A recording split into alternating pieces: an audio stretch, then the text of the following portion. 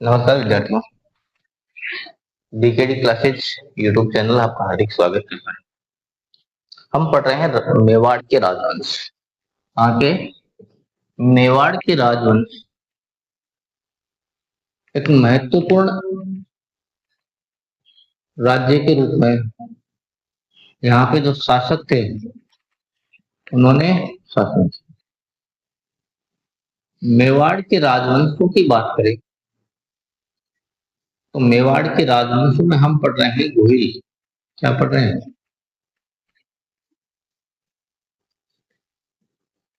गोहिल वंश पढ़। गोहिल वंश में हमने महाराणा कुंभा तक पढ़ लिए। कहां तक? महाराणा कुंभा तक। आज हम बात करेंगे महाराणा कुंभा के पुत्र राणा रायमल। किसके बारे में पढ़ेंगे?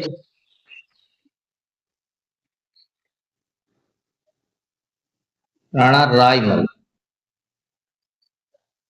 राणा रायमल इनका जो शासन है वो 1473 से 1509 तक इन्होंने शासन किया था। सन 1473 से लेकर 1509 तक इन्होंने शासन किया था। कहां पर? मेवाड़। मेवाड़ में शासन किया था। अब रायमल क्या करते हैं? दो पुत्र हैं। 1473 से लेकर 1509 तक ये शासन करते हैं। उधर महाराणा जो उदय सिंह है वो शासन करते हैं 1468 से लेकर 1473।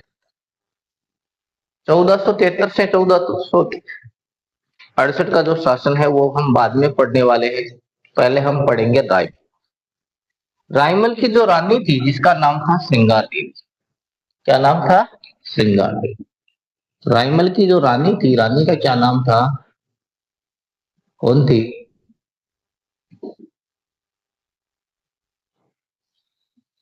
श्रृंगार देवी। और श्रृंगार देवी कौन थी, कहां की थी? तो मारवाड़ के राव जोधा की पुत्री थी। किसकी? मारवाड़ के राव जोधा की। मारवाड़ शासक राव जोधा की पुत्री।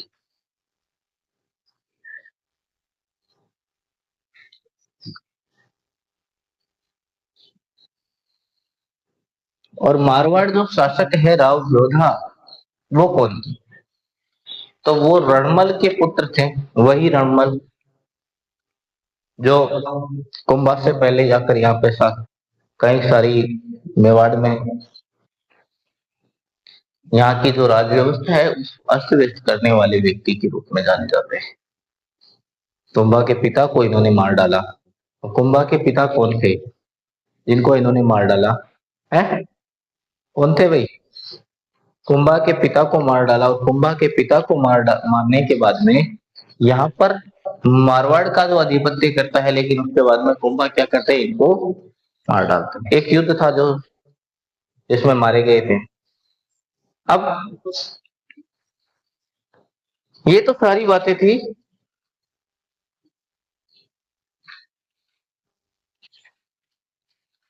अब ये विवाह कैसे हुआ? ये विवाह हुआ था एक संधि के माध्यम से। और कौन सी संधि थी? आवड़ बावड़ की संधि। श्रृंगार देवी और राणा रायमल का जो विवाह है वो किसके तहत हुआ था?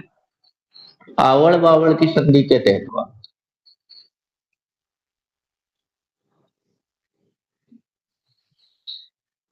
आवड़ बावड़ की संधि कब हुई थी?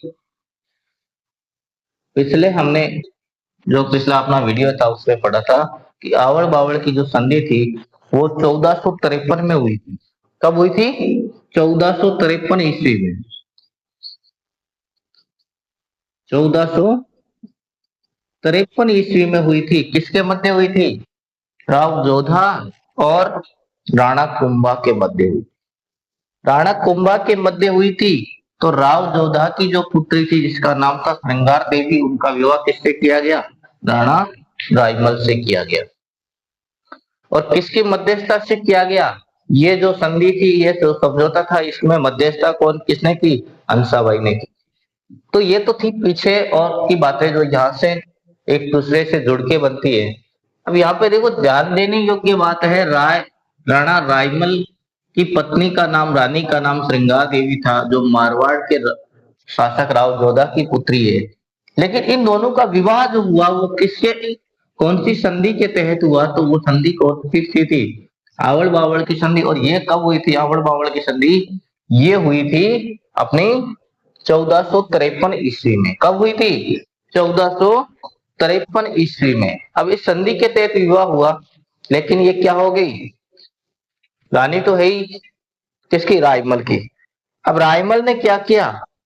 आद्रभूत जी मंदिर का निर्माण करवाया। चित्तौड़ में एक मंदिर है आद्रभूत जी, जो भगवान शंकर को समर्पित है। राम शंकर, या एक समया संकट तालाब का निर्माण, दो तालाब भी बनवाए थे। बात करें कार्यों की, कौन कौन से कार्य हैं, तो कार्य तो है, एक तो मंदिर बनवाया था जो आद्रभूत जी नाम का महादेव मंदिर है। आदरभूत,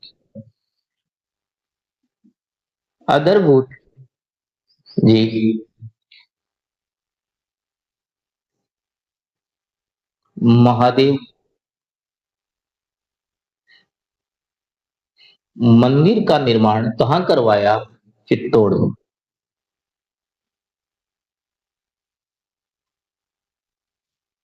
कहाँ?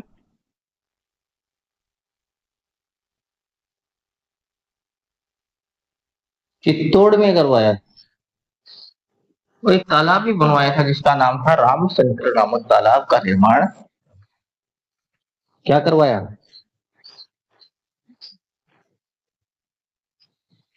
रामशंकर तालाब का निर्माण।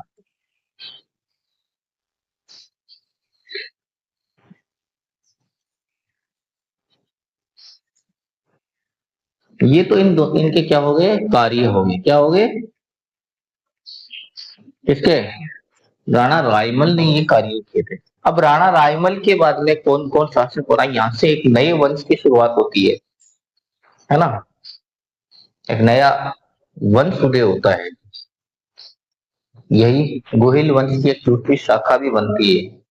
कौन सी शाखा थी? क्या नाम था? कौन कौन से कार्य किए? अब देखो, ये दो, इसके जो पहले तो बात करते हैं राणा रायमल के पुत्रों की। तीन पुत्र हैं और तीनों में उत्तराधिकार संघर्ष होता है। क्या होता है? उत्तराधिकार संघर्ष होता है, उत्तराधिकार के लिए लड़ाई होती है। तीनों पुत्रों में कौन कौन? एक तो पृथ्वीराज सिसोदिया। एक पुत्र कौन?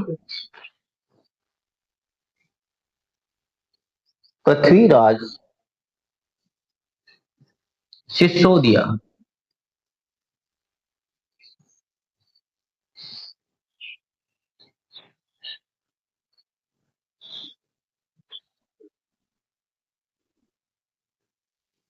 दूसरे पुत्र कौन? ये पुत्र है भाई, ये कौन है? पुत्र है। कौन कौन से पुत्र हैं? एक तो पृथ्वीराज सिसोदिया। दूसरे कौन है? दूसरे हैं जयमल। कौन? जयमल।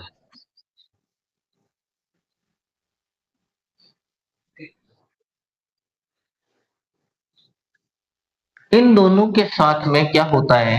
इनके चाचा जो सारंग देव है वो इनके साथ में हो जाते हैं उत्तराधिकार युद्ध में। हम्म। कौन होते हैं दोनों के साथ में? चाचा है, और चाचा का नाम क्या है? चाचा सारंग देव। लेकिन दूसरी तरफ बात करें तो तीसरे जो है वो कौन है? पुत्र है राणा। कौन?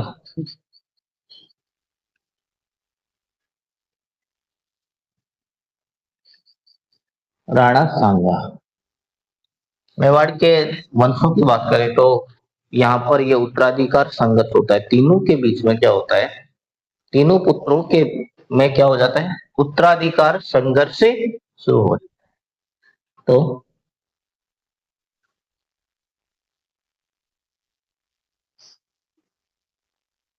तीनों पुत्रों के मध्य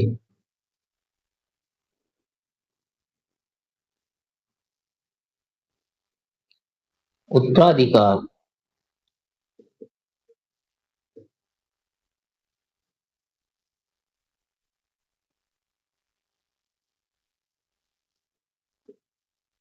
संघर्ष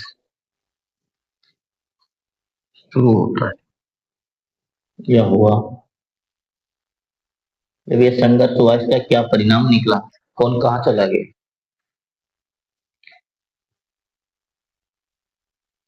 अब पृथ्वीराज सिसोदिया है, इसके बहनोई जगमाल ने क्या किया, इनको क्या करते हैं, विष दे दिया, वो भी लड्डू में, और विष देकर मार डाला। तो पृथ्वीराज सिसोदिया की कहानी खत्म हुई थी। उसके बाद में जयमल टोडा के राव सुल्तान से युद्ध करते हुए मारे गए। इस दौरान सारंगदेव भी किसी युद्ध में मारे जाते हैं, और राणा सांगा अंततः क्या बनते हैं, शासक। इन्होंने संघर्ष चला। तो यहाँ पर इनके एक बहनोई है जगमाल नाम के, जो सिरोही के हैं। कहाँ के हैं, सिरोही के। इसको पृथ्वीराज सिसोदिया। तो पृथ्वीराज सिसोदिया के साथ क्या होता है, ये तीनों की अलग अलग कहानी है।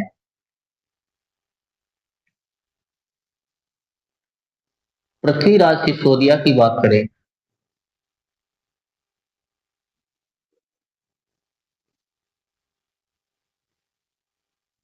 तो पृथ्वीराज सिसोदिया को क्या करते हैं, इनके बहनोई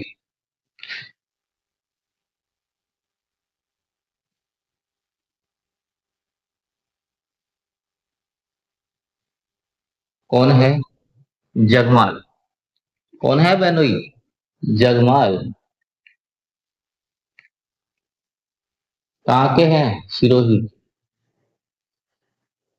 कहाँ के हैं, सिरोही के हैं। और ये क्या करते हैं, ये इनको विष देकर ने इनको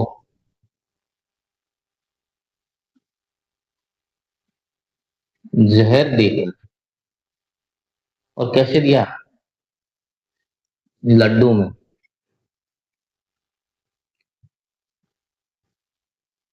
लड्डू में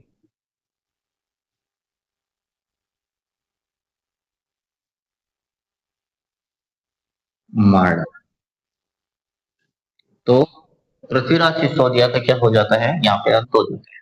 उसके बाद में बात करेंगे जयमल, दूसरे जो व्यक्ति है जयमल।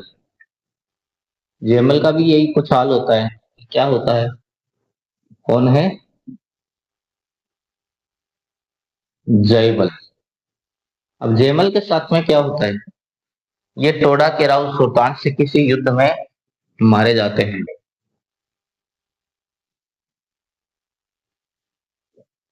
टोडा के राव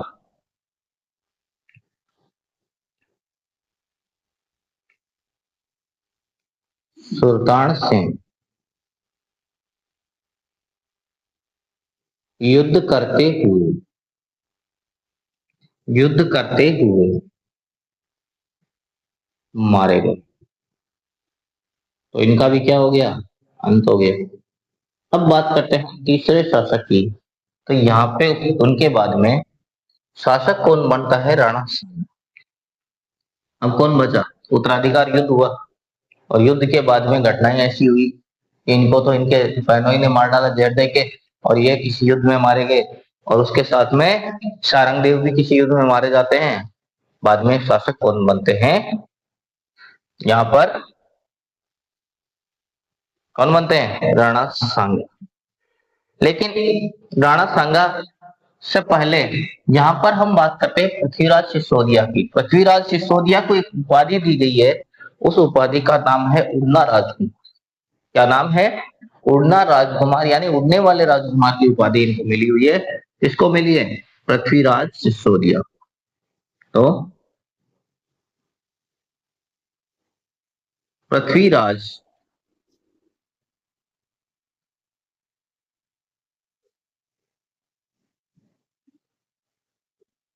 सिसोदिया को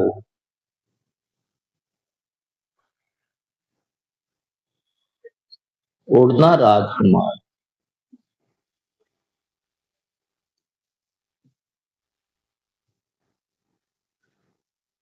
कहा जाता है। क्या कहा जाता है? उड़ना राजकुमार कहा जाता है। किसको? पृथ्वीराज सिसोदिया को कहा जाता है।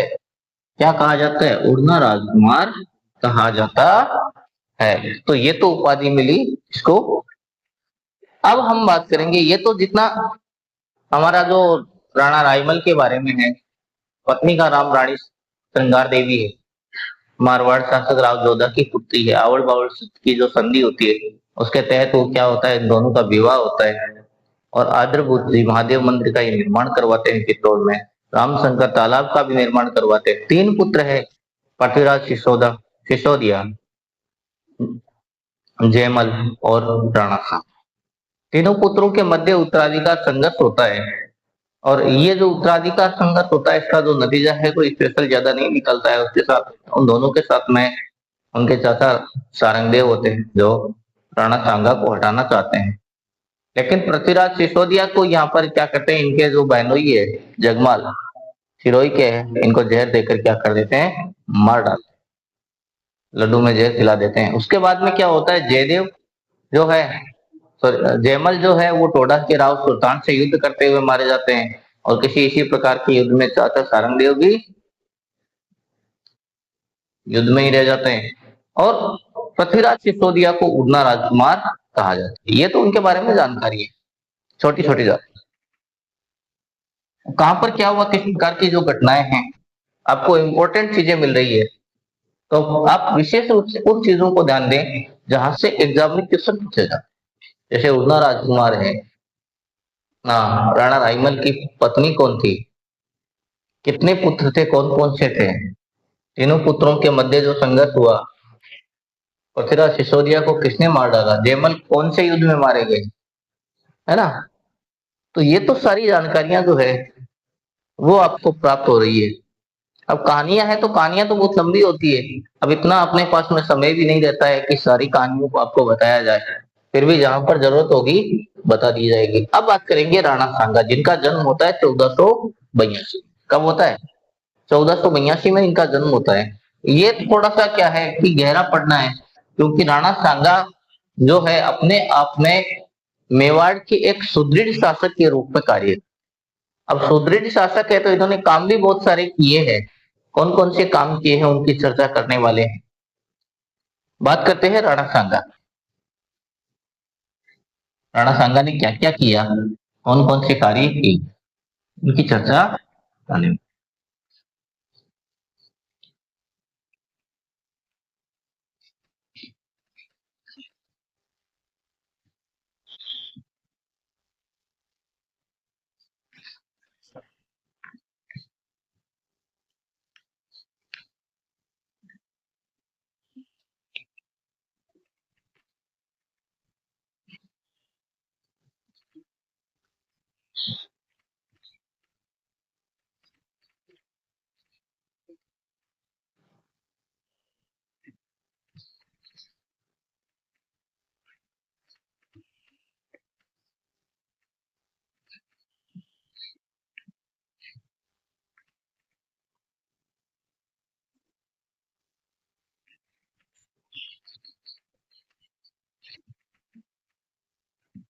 अब बात करेंगे इसकी, राणा सांगा।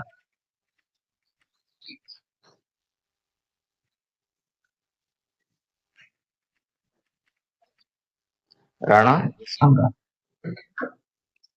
कौन? प्रबल शासक।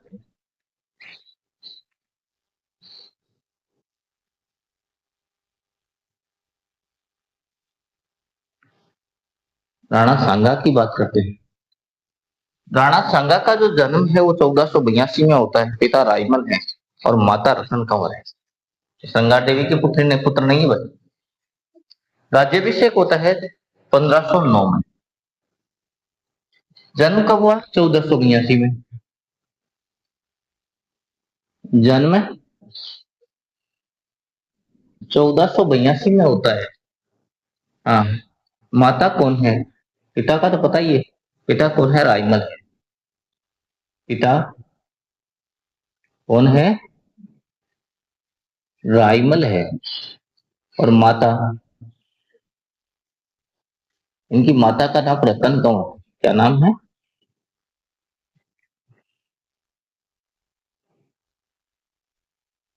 रतन कंवर है। राज्याभिषेक कब होता है? राजा कब बनते हैं? राज्याभिषेक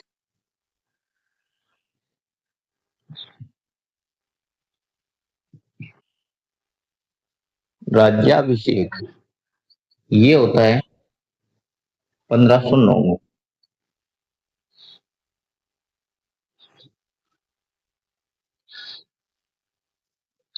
है ना। अब समकालीन शासक कौन है? तो समकालीन शासक यहाँ पर बहुत बड़े बड़े शासकों की बात होती है, जिसमें समकालीन सल्तनत शासक जो है सिकंदर लोदी और इब्राहिम लोदी। दिल्ली के जो शासक है वो कौन है?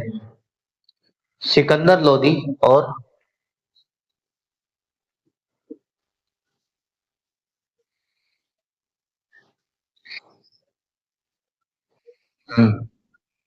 ये कौन है?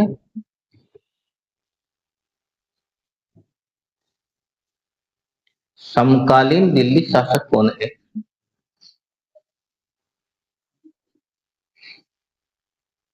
समकालीन दिल्ली शासक की बात करें तो जो समकालीन दिल्ली शासक है वो सिकंदर लोदी और इब्राहिम लोदी है।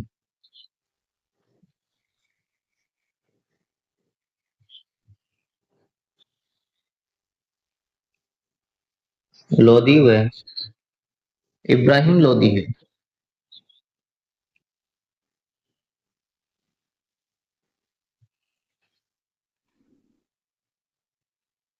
इब्राहिम लोदी है।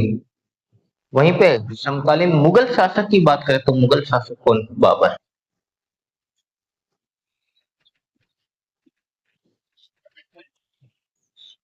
कौन? समकालीन मुगल शासक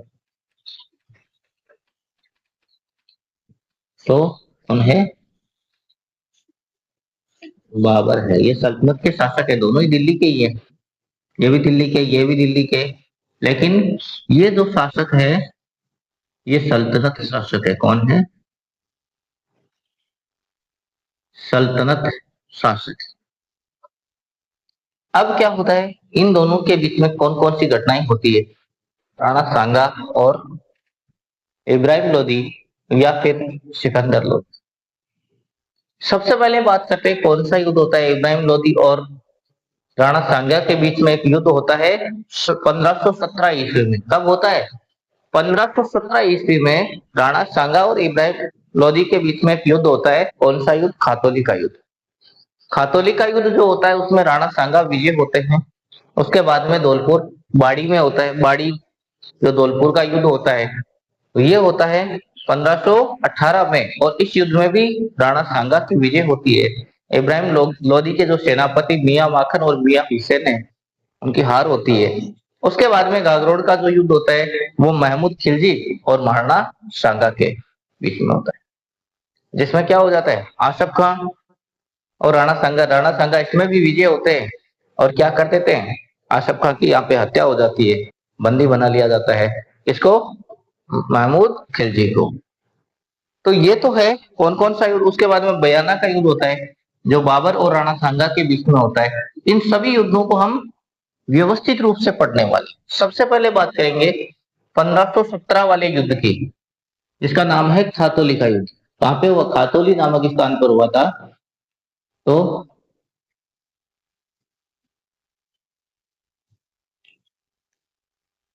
खातौली का युद्ध, और ये युद्ध कब होता है? 1517 ईस्वी में होता है। कब होता है? 1517 ईस्वी में होता है। कौन सा युद्ध? खातौली का युद्ध होता है। और खातौली के युद्ध में क्या होता है, कौन कौन होते हैं? दो सेनाएं आमने सामने होती है, एक तो होते हैं राणा सांगा,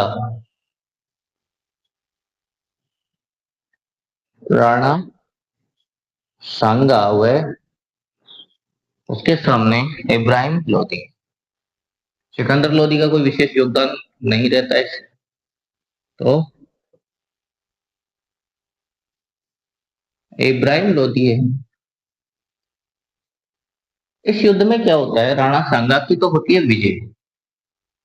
राणा सांगा की विजय किसकी होती है, तो विजय होती है राणा सांगा की। क्या होती है, विजय होती है। और क्या हो जाता है, इब्राहिम लोदी यहां से हार जाता है। उसके बाद में होता है धौलपुर का, जो बाड़ी का जो युद्ध है 1518-19 ईस्वी में लड़ा जाता है। कौन सा युद्ध, हाँ। अब कौन सी युद्ध की बात करेंगे, बाड़ी। कहां पर है, धौलपुर में लड़ा जाता है युद्ध।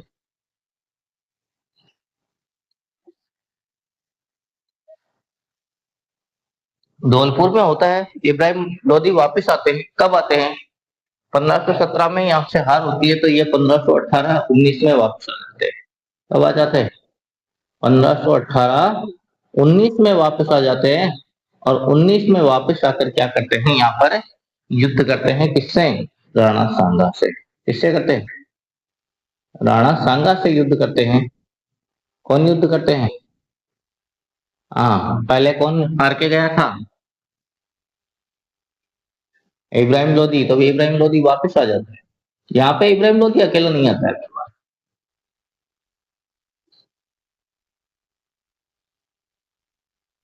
इब्राहिम लोदी के साथ में कौन आता है, दो सेनापति आते हैं। और सेनापति कौन है, एक तो मियां माखन है और एक मियां हुसैन।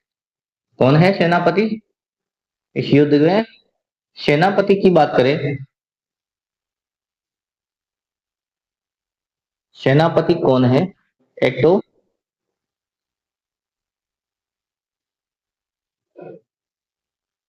मियां माखन है और दूसरे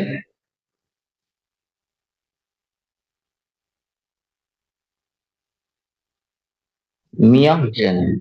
ये दो सेनापति यहाँ पर आते हैं। अब क्या होता है,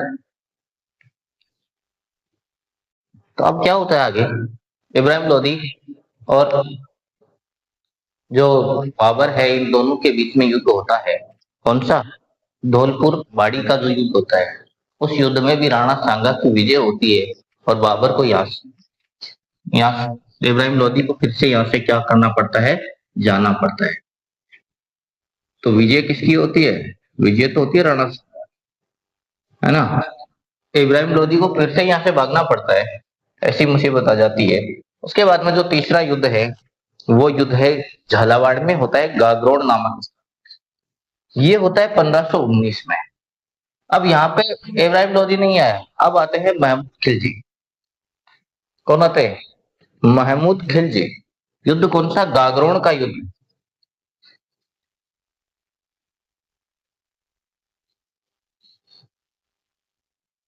गागरोन कहाँ है, झालावाड़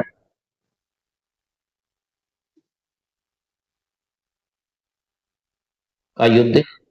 ये कब होता है, ये होता है 1519। कब होता है, 1519 ईस्वी में होता है। 1519 ईस्वी में कहाँ का युद्ध होता है, गागरोन का युद्ध होता है। इस युद्ध का परिणाम क्या निकलता है, कौन कौन लड़ते हैं, तो राणा सांगा और दूसरी तरफ है महमूद खिलजी।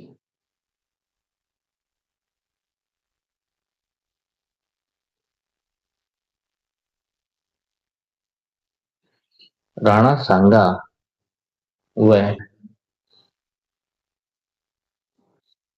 महमूद खिलजी। महमूद खिलजी यहाँ पे जो है खुद आते हैं। कौन से, महमूद खिलजी सेकंड, ये सल्तनत कालीन शासक ये। और जब ये खुद आते हैं तो सबसे पहले क्या किया जाता है, इस युद्ध में भी राणा सांगा की क्या हो जाती है, विजय होती है। राणा सांगा ये युद्ध भी जीत लेता है। और क्या होता है, महमूद खिलजी को बंदी बना लिया जाता है। किसको? महमूद खिलजी सेकंड को क्या कर दिया जाता है? बंदी बना लिया जाता है। और जब इनको बंदी बना लिया जाता है तो इसके साथ में और कौन कौन होते हैं? महमूद खिलजी के पुत्र होते हैं आसफ। कौन होते हैं? पुत्र कौन है? आसफ खान। आसफ खान इसी युद्ध में होते हैं। और आसफ खान की क्या हो जाती है? यहाँ पर इस युद्ध में मृत्यु हो जाती है, हत्या कर दी जाती है आसफ खान की। तो आसफ खान की क्या हो जाती है? राणा सांगा के द्वारा आसफ खान को मार डाला जाता है। राणा सांगा क्या कर देते हैं? हम्म,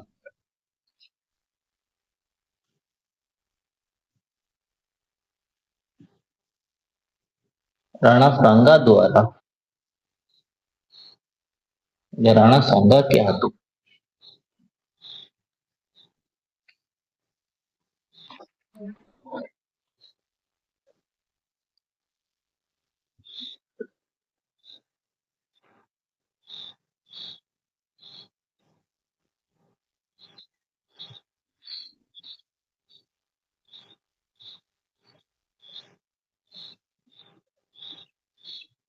आसफ खान की हत्या हो, तो राणा सांगा के हाथों क्या हो जाता है? आसफ खान की हत्या हो जाती है। और महमूद खिलजी को बंदी बना लिया जाता है। और इस युद्ध का जो परिणाम होता है, में राणा सांगा क्या हो जाते हैं? विजय होते हैं। तो तीनों युद्ध है, तीनों युद्धों में विजय होता है। उसके बाद में अब युद्ध आते हैं मुगल साम्राज्य के। मुगल साम्राज्य के समकालीन शासक कौन है? बाबर है। तो बाबर और राणा सांगा के बीच कई सारे युद्ध होते हैं, उनका क्या परिणाम होता है? जिनमें बयाना का युद्ध होता है, बयाना भरतपुर में है। उसके बाद में खानवा का युद्ध होता है 17 मार्च 1527 को। खानवा के युद्ध में राणा सांगा की हार हो जाती है। अब इस युद्ध में बहुत सारे लोग थे। खानवा के युद्ध में जो पाती फेकन के तहत एक निमंत्रण पत्र के तौर पे बहुत सारे जो लोग हैं यहाँ पर इस युद्ध में लड़ने के लिए आए थे, हाँ, महाराणा सांगा की तरफ से। और इस युद्ध में जितने कितने राजा थे, कम से कम 13 से 14 राजा थे। उन राजाओं के साथ भी अगर युद्ध किया गया तो राणा सांगा का जो राजकीय जो चिन्ह धारण करने वाले झाला अज्जा है, वो भी है इसमें। चंदेरी के मेदिनी राय है इसमें, सलूम्बर के रतन सिंह है इसमें, मेवात का हसन का मेवाती है इसमें, अफगानिस्तान शासक महमूद लोदी है। महमूद लोदी भी भारत आता है। और इनके मारवाड़ का शासक राव गंगा और पुत्र मालदेव है, ये भी है। बीकानेर के शासक जेत सिंह व कल्याणमल है। आमेर के पृथ्वीराज कछुआ है, कछावा यहाँ के इनके साथ में है। इधर के भारमल है।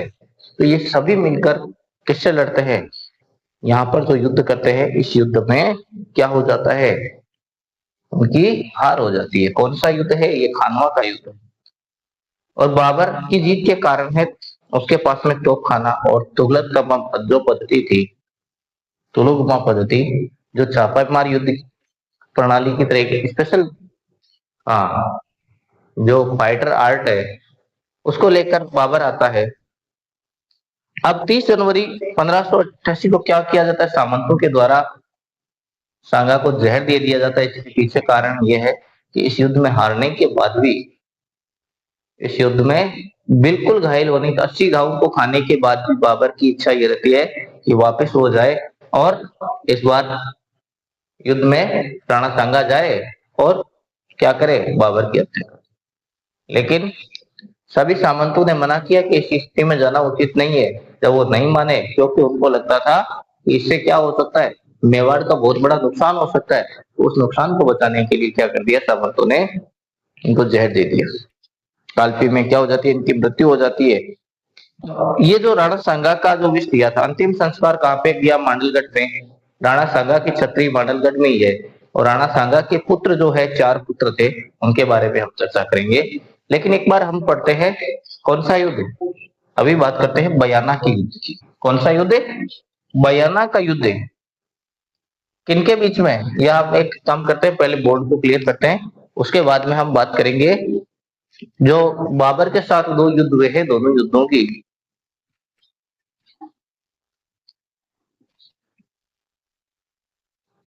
तो हम बात करते हैं राणा सांगा और बाबर के बीच हुए युद्धों की।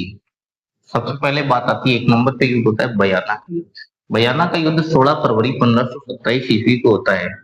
इस ये जो युद्ध है राणा सांगा और बाबर के मध्य होता है। इसमें राणा सांगा की जीत होती है। ये राणा सांगा की अंतिम विजय होती है, उसके बाद में राणा सांगा की विजय नहीं होती है, क्योंकि 16 फरवरी 1527 को पहला युद्ध होता है। उसके बाद में दूसरा युद्ध यहीं पे बाबर सेना लेकर आ जाता है, लगभग एक महीने बाद में खानवा। खानवा का जो युद्ध होता है वो 17 मार्च 1527 को होता है। पूरा एक महीने, नेट एक महीने बाद में आता है। और इस युद्ध में जो राणा सांगा को पता चल गया कि ऐसे तो पार पड़ने वाली है नहीं। इन्होंने पाती पैठन एक परंपरा थी जो राजस्थान की, उसका कहना दिया। इस परंपरा का नियम ये था कि आप किसी को युद्ध के लिए निमंत्रण दे सकते हैं। पातिपेकन ये निमंत्रण किसको किस लिए देते हैं? युद्ध के लिए। किसके लिए? युद्ध के लिए नियम निमंत्रण दिया जाता है कि आपको हमारी ओर से युद्ध लड़ना है। कई लोगों को भेजा गया राजस्थान और भारत के सभी राजाओं को, जो जितने राजा उनके संपर्क में थे उन सबको भेजा गया था। लेकिन राजस्थान के जो राजा आए, 12-13 राजा, इनके साथ में युद्ध करने के लिए आए, जिसमें असंखा मेवाती। असंखा मेवाती कहाँ का था? मेवात का। और महमूद लोधी अफगान से आता है। उसके बाद में राव गंगा और उनके पुत्र मालदेव आते हैं मारवाड़ से। राव जेतसी और कल्याणमल आते हैं बीकानेर से। पृथ्वीराज कछवा आते हैं जयपुर। उस समय जयपुर नहीं था भाई, अजमेर, आमेर। आमेर से आते हैं कौन? पृथ्वीराज कछवा। बारमल आते हैं इधर से। सलदी तंवर आते हैं रायसीन से, रायसीना, सॉरी, रायसीन। और अक्षराज सोनगर आते हैं सिरोही से। मेदिनी राय ये चंदेरी से आते हैं। झाला अज्जा आते हैं सादड़ी से। और जगनेर आते हैं, जगनेर से आते हैं अशोक परमार। रतन सिंह आते हैं सलूम्बर से। ये जो युद्ध है इतनी सेनाओं के बीच में होता है, और सामने कौन है? सामने है बाबर। इन सब के सामने कौन है? बाबर है। वह बाबर के मध्य, बाबर अकेला इतनी सेनाओं पर भारी पड़ता है। बाबर की सेना, ये 13 जो राजा थे, 13-14 राजा थे, उन सब पे भारी पड़ती है। और यहाँ पे क्या हो जाती है? राणा सांगा के संयुक्त सेना की हार हो जाती है। राणा सांगा की जो संयुक्त सेना है, राणा सांगा की संयुक्त सेना की हार हो जाती है और राणा सांगा की मृत्यु हो जाती है। कब है? राणा सांगा की मृत्यु होती है 30 जनवरी 1528 को। सामंतों के द्वारा जहर दे दिया गया। सामंतों ने क्यों जहर दे दिया? क्योंकि राणा सांगा जिद कर रहे थे अभी युद्ध करने की, और युद्ध करने की स्थिति में नहीं थे। इस समय यहाँ पर इनके जो शरीर में 80 घाव लग, एक व्यक्ति जिनके शरीर में 80 घाव लगे हो, जिनकी एक आंख फूट गई हो, जिनका हाथ टूटा पड़ा हो, पैर से लंगड़ा हो गया हो, वो अगर चाहे कि मैं वापिस युद्ध करूं, जो इतनी बड़ी सेना से हार गया, फिर भी वो मान नहीं रहा था, तो सेना सामंतों ने क्या कर दिया? इनको जहर दे दिया कि ये अब नुकसानदायक है। इसके लिए मेवाड़ राज्य और बाकी जितने भी राज्यों के लिए ये सबसे बड़ा नुकसान कर सकता है। इसलिए इनको क्या कर दिया? जहर दे दिया। अब जहर दे दिया गया तो राणा सांगा की क्या हो जाती है? मृत्यु हो जाती है 30 जनवरी 1528 को। और कहां पे हो जाती है? कालपी में हो जाती है। कहां पे हो जाती है? कालपी में इनकी मृत्यु हो जाती है। कालपी नामक स्थान पर क्या हो जाती है? इनकी मृत्यु हो जाती है। और मृत्यु होने के बाद में अंतिम संस्कार कहाँ किया जाता है? अंतिम संस्कार किया जाता है मांडलगढ़। और मांडलगढ़ में ही छत्री इनकी महाराणा सॉरी राणा सांगा की छत्री कहां पर है? मांडलगढ़ में है। और राणा सांगा की जो छत्री मांडलगढ़ में है, उस छत्री, उसके बाद में क्या होता है? अब इनका एक स्मारक बना हुआ है बसवा दौसा में। कहां पर? राणा सांगा का जो स्मारक है वो कहां पर है? बसवा दौसा में। तो राणा सांगा का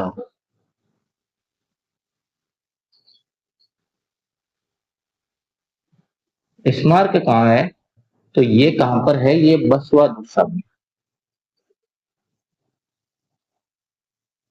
बसवा कहां पर है? ये 2 साल। तो यहाँ पर तो क्या बना हुआ है इनका, स्मारक बना हुआ है। और अंतिम संस्कार कहाँ पे किया जाता है, मांडलगढ़ में किया जाता है। और छतरी कहाँ पर है, मांडलगढ़ में ही।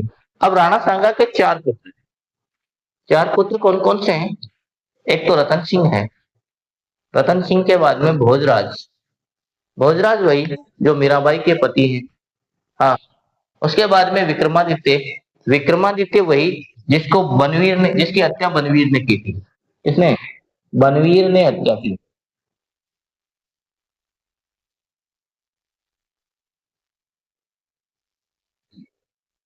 भोजराज की हत्या, सॉरी, विक्रमादित्य की हत्या कौन करता है? बनवीर करते हैं। और उसके बाद में उदय सिंह, उदय सिंह महाराणा प्रताप के पिताजी है। तो ये तो थे राजा। राणा सांगा के बारे में सारी जितनी जानकारियां प्राप्त हो सकती है, जितनी जानकारियां मिल सकती है, जितना को मैंने कोशिश ये की कि जितना जहां से भी जिस प्रकार से प्राप्त होता है, जो आपके लायक हो, जो आपका कंपटीशन जो है अच्छा कर सके, तो वो सारी जानकारियों को मैंने आपके सामने प्रस्तुत कर दिया है। तो आप अपने ज्ञान की वृद्धि कर सकते हैं। हाँ, लगातार वीडियो पे बने रहने पर आपको जरूर लाभ होगा। तो लगातार देखते रहिए, अपने जो कंटेंट है वो आपको दमदार मिलेंगे। हो सकता है कि क्वालिटी थोड़ी सी अच्छी नहीं हो, ये संभावना है, क्योंकि संसाधनों की कमी जो है ये सबसे बड़ा कारण है। तो लगातार देखते रहिए, खुश रहिए, मस्त रहिए। आप सबका धन्यवाद। बने रहिए वीडियो में।